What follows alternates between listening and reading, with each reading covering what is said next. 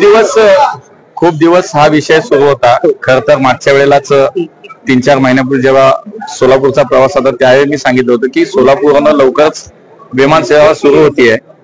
देशामध्ये माननीय प्रधानमंत्र्यांनी मागच्या 10 वर्षात या विमान क्षेत्रामध्ये जी क्रांती त्यांच्या नेतृत्वाखाली घडली, खूप मोठं काम उभं राहिलं। देशामध्ये मागच्या 70 वर्षात 2014 पूर्वी केवळ 74 विमानतळ होते आणि आज आपण जर पाहिलं तर 161 विमानतळ देशामध्ये आज कार्यान्वित झाले।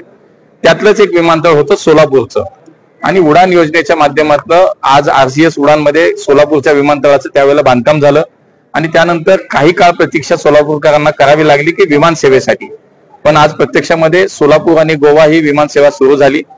पुढच्या काही दिवसामध्ये 1 ते 2 महिन्याच्या काळामध्ये मुंबईची विमान सेवा सोलापूरहून सुरू होतीये आणि त्यानंतर उडान योजनेच्या माध्यमातून पुढच्या काळामध्ये भविष्यामध्ये या विमानतळाच्या सुद्धा बाकी काही फॅसिलिटीज आहेत त्या कम्प्लीट केल्या पाहिजेत। आज त्याच्यामध्ये नाईट लँडिंगचा विषय असेल, त्याच्यामध्ये पुढे भविष्यात एक्सपान्शनचा विषय असेल, या सगळ्या गोष्टीचा विचार करून पुढच्या काळामध्ये उडान योजनेच्या माध्यमातून हैदराबाद असेल, तिरुपती असेल या ठिकाणची विमान सेवा सुरू करण्याचा आमचा विचार नक्की आहे आणि त्यामुळे बरेच दिवस प्रतीक्षेत असलेले सोलापूरची विमान सेवा सुरू झाली। सोलापूर याच देशातल्या विमान क्षेत्राशी जोडलं गेलं।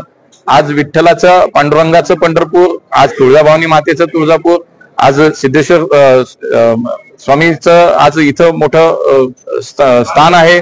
आज त्याच्यानंतर अक्कलकोट स्वामी, अशा या सगळ्या विषय शिवाय सोलापूर ही एक मी म्हणतो की निश्चितपणे ही शब्दस्थानं तर आहेतच, पण पुढच्या काळामध्ये पर्यटन असेल, व्यापार असेल, उद्योग असेल, शेती व्यवसाय असेल, सगळ्याला चालना निश्चितपणे या विमान सेवेने मिळण्याशिवाय राहणार नाही आणि चांगला एक प्रयोग या ठिकाणी आज निश्चितपणे झाला। माननीय मुख्यमंत्री यांचे विशेष आभार मानले पाहिजेत की सोलापूर ते मुंबई ही विमान सेवा सुरू करण्यासाठी राज्याच्या माध्यमातून VGF देण्यात आलं आणि शेवटी कुठलीही विमान सेवा सुरू करायची तर ती टिकवायची असेल तर ती शेवटी फायनान्शियली व्हायबल झाली पाहिजे, कमर्शियली व्हायबल झाली पाहिजे आणि ती सोलापूर मुंबई होत नव्हती, पण म्हणून राज्य सरकारने याच्यात पुढाकार घेतला। देवेंद्रजींनी VGF देण्याचं तात्काळ मान्य केलं आणि ती सुद्धा सेवा 2 महिन्याच्या आतमध्ये सुरू होईल। त्यामुळे सोलापूरकरांसाठी आजचा दिवस हा खूप महत्त्वाचा